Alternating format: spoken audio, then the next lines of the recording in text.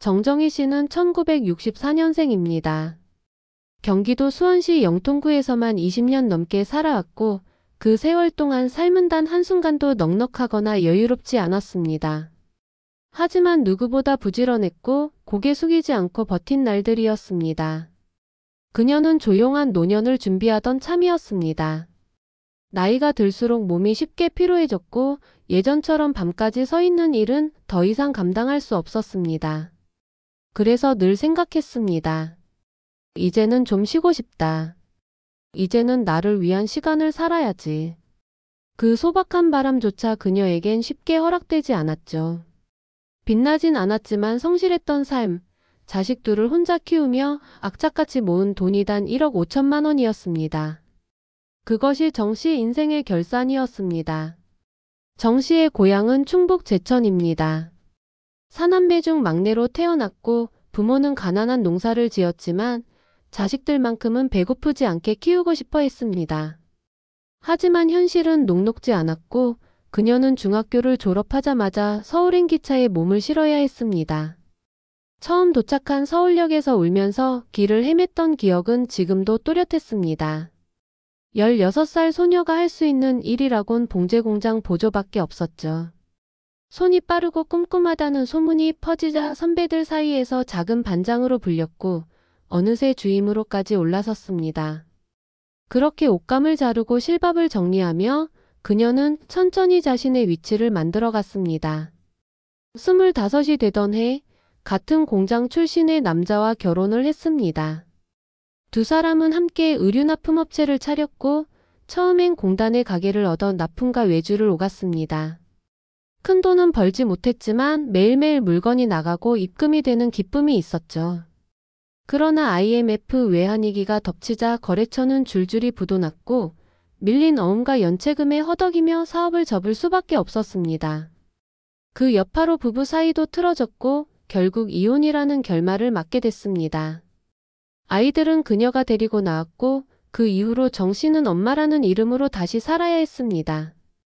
낮에는 마트 계산대, 밤에는 백화점의 의류 매장에서 일했고 쪽잠을 자며 버틴 시간이 20년이 넘었습니다. 그녀가 손에 쥔 1억 5천만 원은 그런 시간들의 결과였습니다. 언젠가 꼭 내 집을 갖겠다는 희망, 그리고 더는 전세금 오를까 불안해하지 않아도 되는 삶을 꿈꾸며 모은 돈이었죠. 그러나 문제는 그 돈으로는 웬만한 아파트 전세도 어렵다는 현실이었습니다. 수원은 이미 많이 올랐고 서울은 아예 꿈도 꿀 수 없었죠. 그러던 중 2021년 봄 부동산 시장은 광풍에 휩싸였습니다. 지금 안 사면 영원히 못 산다는 말이 뉴스마다 쏟아졌고 인터넷 부동산 카페에는 하루가 다르게 매물이 사라졌습니다. 정 씨가 오래 살던 영통구마저 전세가가 매매가를 추월할 만큼 올랐고 10년 넘게 살던 빌라의 집주인도 보증금을 갑자기 3천만 원 올려달라고 요구했죠. 그녀는 선택의 기로에 놓였습니다. 이대로 월세로 내려앉을 것인가 아니면 마지막 기회를 잡아야 할 것인가.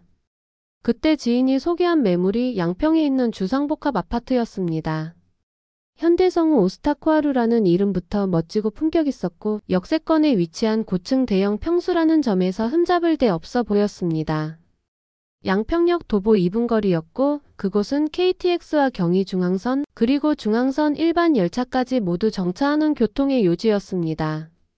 더군다나 양평군청, 전통시장, 양근천이 근처에 있었고 건물 자체가 복합상업지구 한가운데에 있어서 투자 가치도 높아 보였습니다. 정 씨는 그 아파트를 처음 보던 날을 기억합니다.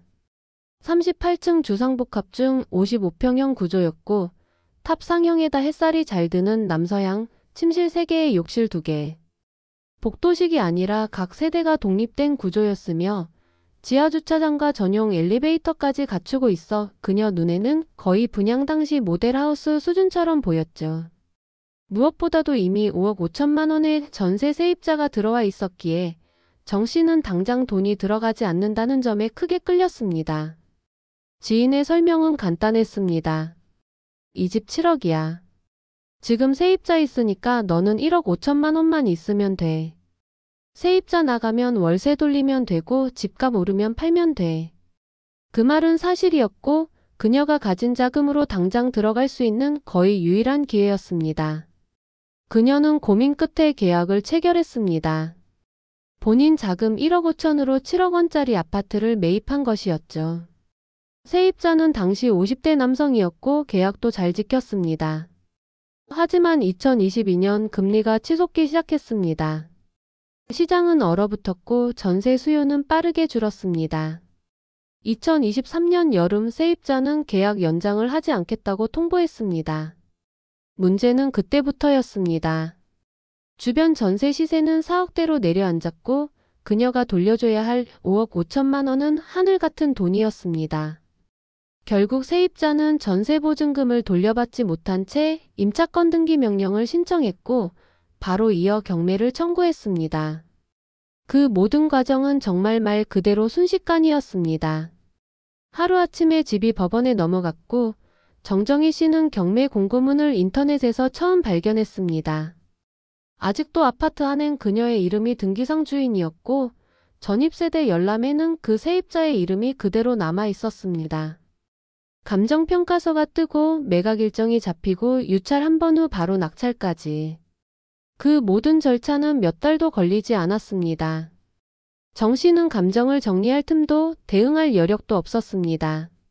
마치 시간이 그녀를 따로 두고 혼자 달려가는 기분이었다고 했습니다. 결국 낙찰가는 5억 5천만 원. 감정가보다 한참 낮은 금액이었습니다. 그리고 결정적인 사실은 그 낙찰자가 그 세입자 본인이었다는 점이었습니다. 정 씨는 그 사실을 경매 결과 통보를 통해 처음 알게 됐습니다. 처음에는 믿지 못했습니다. 그 사람이 다시 그 집을 보증금 반환 소송을 걸고 나갔던 그 사람이 결국 아무 추가 비용도 없이 같은 집을 그대로 자신의 이름으로 가져간 것이었습니다. 법적으로 아무 문제도 없는 절차였지만 심정적으로는 배신감과 허탈함이 겹쳐왔습니다. 전세금 5억 5천만 원이 낙찰가로 그대로 전환되었고 결과적으로 그 세입자는 본인의 돈만으로 그 집을 인수하게 된 셈이었습니다. 반면 정정희 씨는 단 한 푼의 배당금도 받지 못했습니다.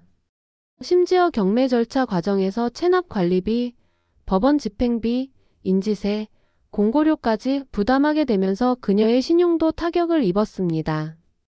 연체는 없었지만 남은 건 상처뿐이었죠. 그 집에 들어가 보지도 못했는데 어느 날 보니 자신의 이름은 등기에서 사라져 있었습니다. 그녀는 잠시 자책도 했습니다. 내가 왜 저 사람이랑 계약했을까? 좀 더 살펴볼 걸. 하지만 오래가지 않았습니다. 곧 깨달았죠. 문제는 그 사람이 아니라 그런 구조였다는 걸. 전세가율이 80%가 넘는 집을 자기 자본으로 사는 순간 아주 작은 시장 변화에도 모든 충격은 집주인에게 몰리게 되어 있다는 사실을요.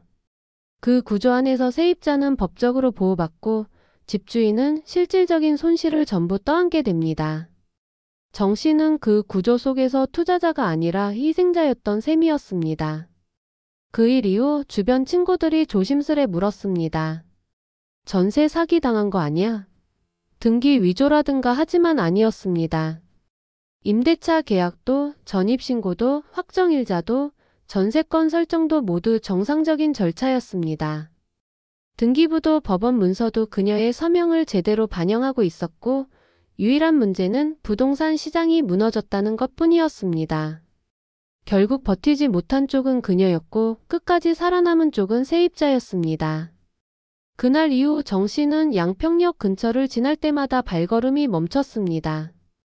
처음 그 아파트를 봤던 날처럼 고개를 들어 그 건물의 꼭대기층을 올려다봤습니다. 저기 아직 그 사람이 살고 있겠지. 억울하다는 감정보다도 자신이 한때 꿈을 꿨던 공간이 남의 이름으로 바뀌었다는 사실이 더 서운했습니다. 창문에 걸린 커튼이 바뀌었을까? 가스배관은 아직 그대로일까? 그녀의 눈엔 사소한 것들이 다 기억났고 다 상실이었습니다. 지금 그녀는 수원의 한반지하 월세방에 살고 있습니다.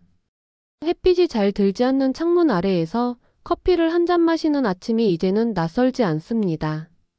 요즘 정정희 씨는 새벽이면 오래된 노트를 펼쳐놓습니다. 거기엔 지난날 스스로에게 쓴 짧은 문장이 빼곡합니다. 눈앞의 이익에 현혹되지 말 것. 사람은 돈보다 먼저다. 그리고 나는 아직 괜찮다. 삶은 더 이상 예전처럼 반듯하게 흐르지 않지만 오히려 그 굴곡 속에서 그녀는 흔들리지 않습니다.